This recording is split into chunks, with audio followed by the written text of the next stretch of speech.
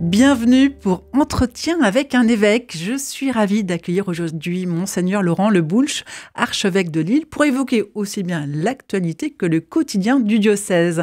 Bonjour Monseigneur Laurent Le Boulch. Bonjour Anne. La France a accueilli cette semaine le sommet mondial pour l'action sur l'intelligence artificielle. Il s'agit de rattraper le retard vis-à-vis de la Chine et des États-Unis. La conférence des évêques de France en a profité cette même semaine pour organiser à Paris un colloque intitulé « Quand l'IA rencontre les religions, perspective pour l'Église catholique ». Alors comment l'Église s'est-elle emparée de ce sujet ? C'est incontournable, hein. C'est un sujet majeur et on voit qu'il se traduit par une évolution vertigineuse de la vie dans bien des domaines, hein, l'écologie, la politique, la vie sociale, ça concerne tous les domaines. Donc c'est cette révolution peut-être plus importante encore que celle du 19e siècle, hein, et elle nous marque beaucoup. Et l'Église, alors à plusieurs niveaux, Rome d'abord s'est manifestée fin janvier, et depuis longtemps travaille un peu sur le sujet. Et depuis même les précédentes années. Hein, voilà, c'est ça. Donc il y a à la fois un regard, il ne s'agit pas de diaboliser ou d'idéaliser, il y a un regard un peu de faire œuvre de discernement par rapport à ces outils, sur plusieurs niveaux, de quelle manière nous-mêmes nous utilisons ces outils, à quelles conditions l'usage de l'IA va préserver et sauvegarder la dignité de l'humanité. Il y a quand même des questions fortes qui se posent. Donc c'est vraiment un sujet incontournable. Alors je pense qu'à la rencontre qu'il y a eu là, il y a le projet pour l'Église en France, je ne sais pas si ça va aboutir, mais de lancer une IA nourrie par la théologie, par le corpus énorme des textes produits par l'Église. Oui, parce qu'il y a déjà des outils d'intelligence artificielle dits catholiques, mais qui ne sont pas forcément en lien avec le Vatican. Donc il faut être prudent aussi. Et puis il y a une tradition anglo-saxonne beaucoup plus forte. Ils sont plus à l'aise, ils sont en général très vite, ils s'emparent de ces sujets. Et donc une vision plus catholique a un peu de retard, donc il faut qu'on s'y mette aussi. Donc ça veut dire que Rome, ou peut-être même l'Église de France, a décidé de travailler sur ce genre d'outils ? Elle travaille depuis déjà quelque temps, puisqu'il y a un observatoire qui a été mis en place, qui travaille sur 4 sujets principalement, en lien d'ailleurs avec des gens d'ici, hein, puisque Thierry Magnin participe à ces travaux de la cathédrale de Lille, qui est vraiment un des lieux aussi où on réfléchit beaucoup à ces sujets, sur la pédagogie et sur les enjeux. Et puis, il y a l'idée de mettre à disposition des chrétiens, de tous ceux qu'ils veulent, un outil, une intelligence artificielle un peu labellisée, catholique, on va dire ça. Oui, parce que il faut rappeler qu'il y a certains outils comme catholique.chat ou d'autres kt.gpt qui sont vraiment qui n'ont pas d'accréditation institutionnelle, sont vraiment des initiatives privées et donc commerciales, et donc il faut être prudent. Oui, il faut engager un autre rapport qui soit plus ouvert à tous, et puis qui offre une fiabilité par rapport aux données qui ont été enregistrées dans cet état. Enfin, on sait bien l'importance des données. Mais est-ce qu'on connaît le calendrier là ? Pas encore. La décision sera prise à l'Assemblée plénière de Lourdes, je pense, au mois de mars, fin mars, début avril. C'est là qu'on va décider, parce qu'il y a quand même des enjeux aussi financiers. Enfin, c'est tout un dispositif lourd à mettre en place. Ça ne se fait pas comme ça d'un coup de doigt, d'un coup de baguette magique. Au niveau du diocèse de Lille, vous avez également nommé récemment Anne-Flore Wildrac, déléguée générale, aux côtés d'un nouveau vicaire général, le père Romuald de Carton, curé à Dunkerque. Ils seront là pour vous épauler dans votre quotidien. Et à partir de septembre 2025, ils succéderont tous les deux à Bruno Cazin, qui est resté près de 10 ans à ce poste. C'est dans la continuité de l'appel du pape qui incite l'Église à donner plus de responsabilités aux femmes. C'est aussi une petite révolution de palais. Expliquez-nous ce choix. J'avais plusieurs hypothèses, parce que Bruno Cazin, depuis 2 ans, il n'y a pas d'évêque auxiliaire, mais j'aurais pu demander à Rome un évêque auxiliaire. J'aurais pu faire le choix, comme ça se fait dans certains gros diocèses, de faire appel à 2 vicaires généraux.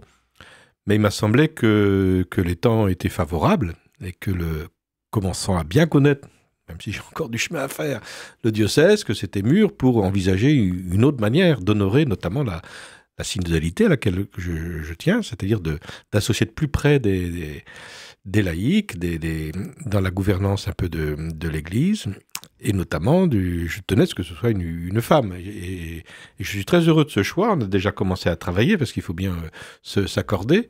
Alors d'ailleurs, quel est son parcours, Anne-Flore Wildrac ? Alors, Anne-Flore a fait des études commerciales, elle a travaillé dans les entreprises, notamment dans l'immobilier. Et puis, elle a désiré, pour une question de redécouverte un peu de la foi, on va dire ça comme ça, de s'impliquer, de se mettre davantage au service de l'Église. Donc, elle est devenue animatrice en pastorale dans un lycée catholique, avant de devenir co-responsable avec Christophe Dansette du service de la pastorale des jeunes et des vocations. Donc, elle a quand même du métier.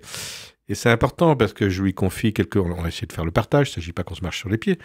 Donc Anne-Flore aura surtout trois accents majeurs. La supervision un peu de tout ce qui se fait avec la laïque commission ecclésiale, donc c'est quand même, pour l'île, c'est quand même un poste important. La coordination des services, et c'est pas rien non plus.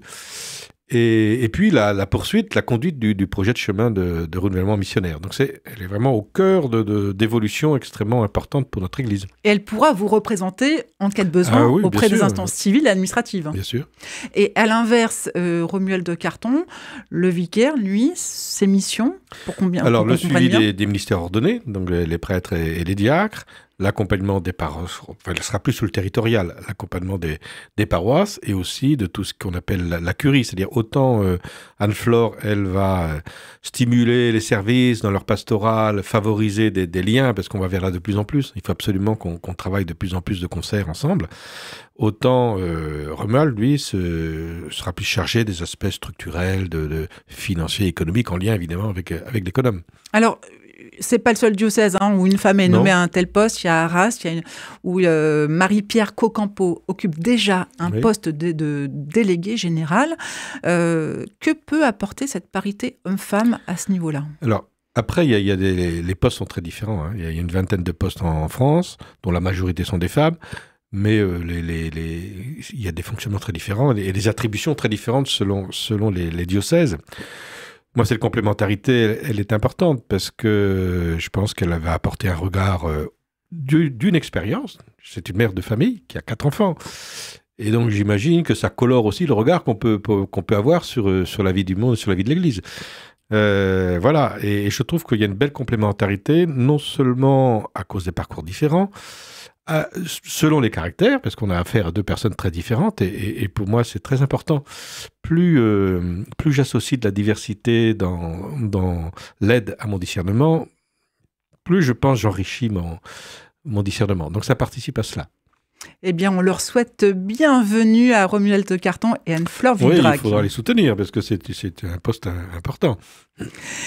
Dans l'actualité de la France, le Premier ministre Bayrou a proposé 2 lois différentes, l'une pour l'aide à mourir et l'autre pour les soins palliatifs. Comment réagissez-vous, Monseigneur Le Bouch, cette distinction. Moi, je m'en réjouis et la conférence épiscopale a manifesté sa satisfaction parce que c'est quelque chose que nous-mêmes nous avions proposé lors des rencontres qui ont lieu par certains de nos délégués à l'Assemblée et au Sénat. Donc, c'était vraiment une proposition à laquelle on tenait pour éviter une confusion des termes. Et ça rejoint d'ailleurs la réaction de beaucoup de personnels soignants qui sont un petit peu inquiets cette confusion où il s'agit de mettre l'aide à mourir du côté du soin. Elle est contestée par beaucoup de soignants et nous la contestons aussi. Je pense que ça n'aide pas à la clarté des débats. Et il me semble que plus les réalités sont précises, moins il y a de confusion, plus ça nourrit un discernement de qualité et une liberté dans la décision. Et ça permettrait que ça soit plus vite acté? Pardon ? Est-ce que ça permettrait que finalement, le fait que ça soit scindé en 2 lois, ça soit plus vite acté par le Parlement ? Pas forcément, ça je ne sais pas, je n'ai pas tellement idée des calendriers, d'ailleurs rien n'a été précisé à ce niveau-là. Alors, de fait, les tenants de l'aide à mourir sont un peu remontés contre cette proposition. Et quand je lis les arguments des uns et des autres, je suis un petit peu quand même un peu confondu, parce que l'argument qui ressort le plus, c'est la fidélité à la promesse du président, c'est la continuité du travail parlementaire, ce qu'on peut entendre, mais c'est la crainte aussi que la dissociation fragilise le projet de loi sur l'aide à mourir. Et je me dis que si on fait jouer d'une confusion pour permettre à nos idées de passer, il y a quelque chose que je trouve un peu troublant d'un point de vue démocratique. Il me semble que plus les conditions d'une réflexion solide, mûrie sont posées, mieux c'est. Père Laurent Le Boulch, depuis votre arrivée, il y a 18 mois, vous vous êtes lancé dans des visites pastorales au cœur du diocèse de Lille, un des plus gros de France. Vous portez à la rencontre des chrétiens en paroisse, mais aussi des acteurs de leur territoire, les maires, les chefs d'entreprise ou les associations. Alors, comment ça se passe jusqu'à maintenant? Quel territoire avez-vous visité? Alors, j'ai dû faire la moitié. Il y a 12 doyennés, donc j'ai fait le choix de faire par doyenné. Donc, j'ai dû faire la moitié. Le dernier en date, ça a été Armentières.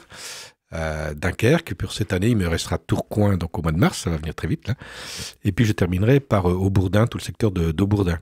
Pour moi, ce sont des rencontres tout à fait nécessaires. À chaque fois, vous passez combien de temps sur place? Je passe 8 jours à peu près. Alors c'est assez chargé parce qu'ils ont envie que je rencontre tout le monde, ce qui est quand même un peu difficile. Donc je leur demande vraiment de centrer sur des visites significatives, et puis qui me permettent de mieux comprendre les situations et de me projeter dans l'avenir. L'idée, c'est de voir ça peut être des tout petites choses, mais qui sont porteuses un peu d'avenir. Et puis rencontrer quelques communautés chrétiennes. Je ne peux pas rencontrer tout le monde, mais je suis très très heureux de ces rencontres. Pour moi, c'est très riche. J'apprends beaucoup de choses. J'apprends à connaître la diversité de notre territoire, parce que ça, c'est quand même frappant. Parce que j'imagine qu'effectivement, il y a des disparités entre les paroisses rurales et urbaines. C'est assez énorme. Et en même temps, je perçois quand même des convergences qui me permettent un peu d'affiner un peu des propositions que je suis amené à faire. Alors, à l'issue de chaque visite, je fais un petit rapport, une petite relecture. Enfin, c'est devenu un peu comme des lettres. C'est-à-dire, je fais une lettre de 4, 5, 6 pages, ça dépend qui est quand même assez dense, dans laquelle je précise tout ce que j'ai repéré, etc. Et j'indique un petit peu quelques chantiers à mettre en œuvre. Et je sais que c'est plutôt bien reçu et que du coup, ils travaillent un peu là-dessus. Je sais que Dunkerque est en train de travailler sur ce que j'ai pu proposer.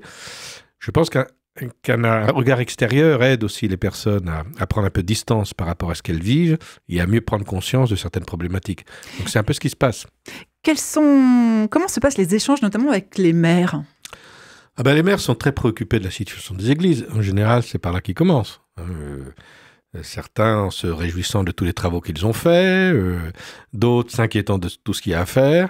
Enfin, pour tous, c'est quand même une inquiétude par rapport à l'investissement financier dont j'ai bien conscience qu'il représente. Donc ça, c'est la première question qu'ils abordent. Et en même temps, c'est important pour eux de l'entretenir, ces églises, de les entretenir. Oui, et puis il y a un enjeu aussi majeur. La population en général est plutôt attachée à ces lieux. Et nous, ça nous pose la question, évidemment, de l'usage des églises. Donc, c'est une question qu'on va reprendre, d'ailleurs, au prochain conseil presbytéral, de façon importante, pour nous donner un peu des critères. Alors, c'est assez différent, parce que sur Dunkerque, on avait rassemblé les maires sur la question des migrants, qui est une question énorme. Et donc là, j'ai eu vraiment de beaux échanges. Et d'ailleurs, les maires disent qu'ils sont plutôt contents de cette rencontre, parce qu'ils se permettent de dire des choses en confiance qui ne se diraient peut-être pas autrement dans un contexte plus politique.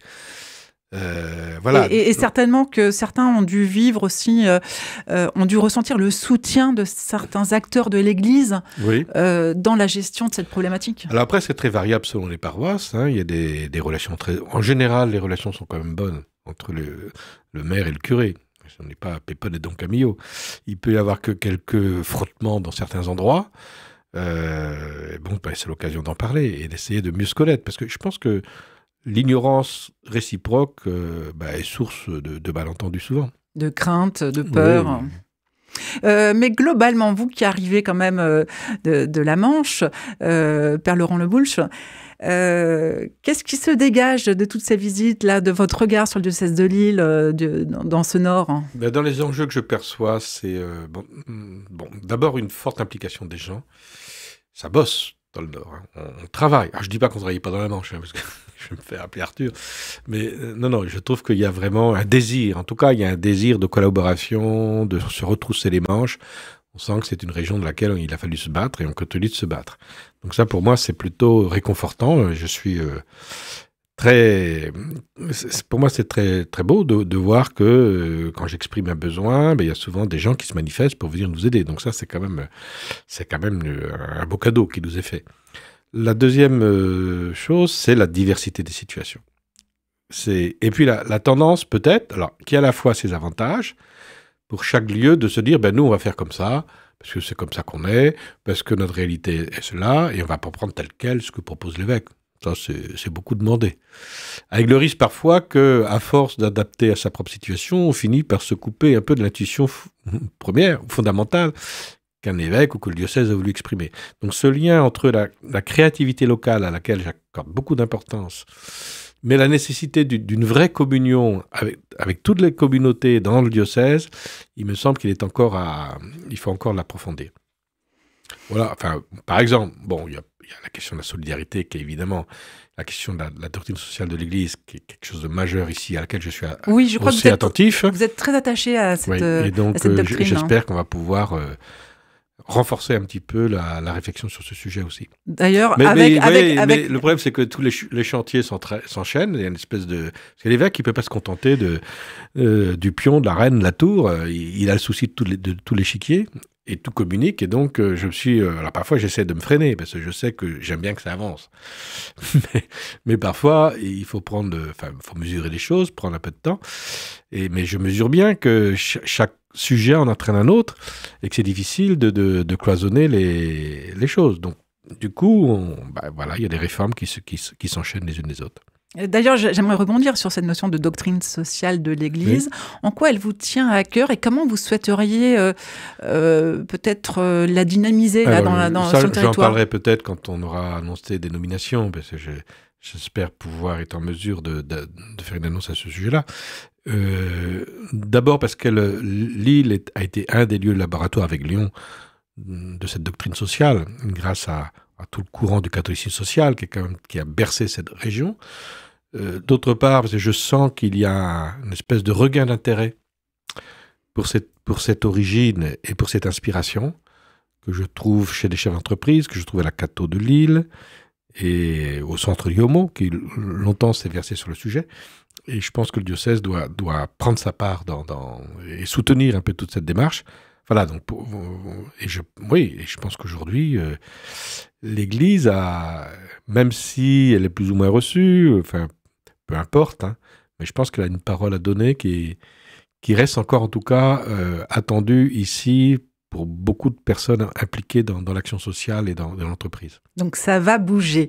Cette semaine, Laurent Le Boulch, à l'heure où on réalise cette interview, l'Ukraine propose un échange de territoire avec la Russie.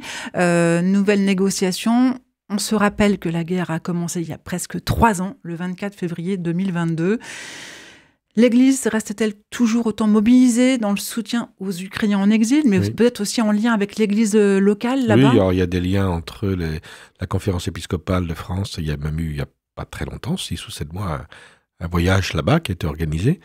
Donc il y a et puis nos frères de l'Église, des évêques de l'éparchie qui suit les catholiques ukrainiens en France est présent à notre assemblée et on va même jusqu'à lui demander de présider une célébration ou une autre, dans son rituel, qui est un peu particulier. Donc il y a des liens qui sont de plus en plus forts. Évidemment, c'est une tragédie. D'abord, quand on pense à ce nombre d'hommes qui meurent sur les champs de bataille, mais enfin, c'est effrayant, affolant. Toutes ces familles qui sont touchées, toute cette pauvreté, cette mise à la rue des gens, c'est quelque chose de confondant. Et tout le monde souhaite, je pense, que ça s'interrompe le plus tôt possible. Personne n'a envie Alors peut-être que d'autres fanatiques, qui sont des va-t-en-guerre, trouvent que c'est pas assez. Mais la plupart des gens raisonnables, quand même, espèrent que le conflit prenne fin, mais pas à n'importe quelle condition. Et c'est sûr que la crainte, c'est que ce soit que l'accord qui soit trouvé, alors je ne sais pas, soit perçu plutôt comme une grande défaite de l'Ukraine, ce qui serait préjudiciable, non seulement pour l'Ukraine, mais pour toute l'Europe. La semaine dernière, Monseigneur Laurent Le Boulch, vous êtes intervenu à l'Université catholique de Lille pour évoquer les 350 ans des apparitions à Paray-le-Monial du Sacré-Cœur et pour parler également de la publication de l'encyclique « Il nous a tant aimés ». Mais il va y avoir des événements jusqu'au printemps, là, entre Lille et Dunkerque, à ce sujet. Est-ce que vous pouvez nous rappeler d'abord ce qu'est cette dévotion au Sacré-Cœur de Jésus ? Alors, en quelques mots, parce que il faut lire toute l'encyclique, qui est admirable. Hein, c'est un très, très, très beau texte qui nous plonge dans une religion populaire. Le cœur de Jésus, c'est à la fois la sensibilité de Jésus, dans son affectivité, et dont on perçoit bien des signes dans ses pleurs, dans son émotion, qui est tangible dans l'Évangile. Hein, Jésus n'est pas une intelligence artificielle. Et il y a ce cœur d'un amour tout à fait au-delà de l'humain, en Jésus, dont on va dire que c'est le cœur de Dieu qui s'exprime en lui. Donc, je trouve que la tradition du cœur est extrêmement riche. Elle est à la fois profonde, puissante, et en même temps très accessible à tous. Et c'est ce que le pape a voulu dire dans un contexte où il lui semble que notre monde a parfois tendance à perdre le cœur. Et qu'une église aussi peut perdre le cœur. Le monde perd le cœur quand il devient technocratique, rationalisant au possible, matérialiste. Et l'église peut perdre le cœur quand elle devient trop légaliste, dure, enfin trop... Et manquant de miséricorde. Et donc le plongeon dans le cœur se retrouver dans le cœur de Jésus rééquilibre un peu tout ça. Enfin, je trouve que c'est un texte majeur. Alors moi, je suis intervenu dans cette conférence surtout pour souligner le lien de cette encyclique avec Laudato Si et Fratelli Tutti. Justement, ça m'intéresse parce que cette année, on fête les 10 ans de cette encyclique. Faut le rappeler, c'était un peu historique. En 2015, le pape François parlait d'écologie intégrale. Il rappelait aux chrétiens et au monde entier combien protection de l'environnement et justice climatique étaient étroitement imbriquées. Alors vous, comment vous faites le lien entre ces deux encycliques, entre le Sacré-Cœur de Jésus et Laudato Si ? Quand on voit le Sacré-Cœur, on se dit, mais mon Dieu, le pape est parti dans un genre littéraire totalement différent, ça n'a plus rien à voir. Peut-être cède-t-il à un regain de piété populaire, mais un peu loin des enjeux climatiques, sociaux du monde. Mais quand on relit de près, on s'aperçoit que finalement la source de l'engagement si fort du pape, incontestable, du côté de l'écologie intégrale et de la fraternité sociale, de l'amitié sociale, comme il dit aussi, elle est dans le cœur de Jésus. Et c'est ce lien-là. Et qu'il ne s'agit pas d'opposer les choses, mais de les unifier dans le cœur de Jésus. Et ce qu'il propose, c'est que cette rencontre un peu spirituelle dans le cœur de Jésus est de nature à nous propulser davantage dans le combat des grands défis de l'humanité. Donc il n'y a pas de séparation chez lui. Tout est lié, c'est une formule, mais tout est lié, j'ai envie de dire, dans le cœur de Jésus. Et à l'inverse, aujourd'hui, certains croyants se sont peu concernés par les enjeux de l'écologie intégrale. C'est vrai. Et donc, repasser par le cœur de Jésus permettrait de peut-être. Je pense sensibiliser. On n'a pas trouvé la pédagogie, c'est clair. Pas que l'Église, mais de manière générale. Et il y a plutôt un retour aujourd'hui. Je pense que les jeunes générations qui arrivent là s'éloignent un petit peu de ces problématiques. Je pense qu'il y a un effet de panique aussi. C'est tellement énorme ce qui nous attend. Ça fait tellement peur qu'il y a un effet de fuite qui peut se comprendre, bêtement. Et donc, s'il n'y a pas un ressort qui permette d'amortir un peu le choc et d'intégrer ça dans sa vie de façon plus concrète, ça va être difficile. Et je pense qu'on est passé à côté, on n'a pas su, en tout cas aujourd'hui encore, il me semble qu'on n'a pas trouvé la bonne pédagogie. Alors, une dernière petite question, c'est pour clôturer cet entretien.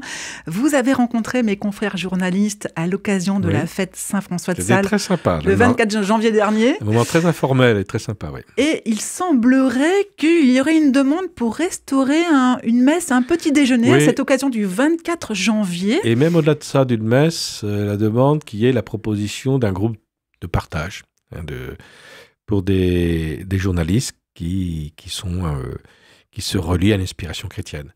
Et je trouve que je suis très heureux. Alors, il a cité, la personne qui en a parlé a fait allusion à d'autres catégories professionnelles qui ont des temps de partage. Ça semble aujourd'hui revenir, alors que ça avait tendance à disparaître, que des catégories professionnelles précises souhaitent se retrouver. Chez les avocats, il y avait à un moment donné des rencontres interreligieuses qui ont arrêté. Ah, c'est relancé. Par un diacre avocat lui-même, et qui est tout à fait étonné de voir le répondant que ça peut avoir.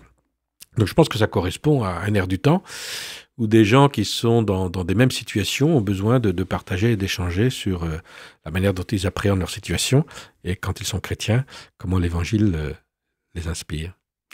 Eh bien, merci beaucoup, Monseigneur Laurent Lebouch. Je rappelle, vous êtes archevêque de Lille et avec vous, on a brossé l'actualité politique de la France, du monde et puis, bien sûr, cette actualité du diocèse de Lille.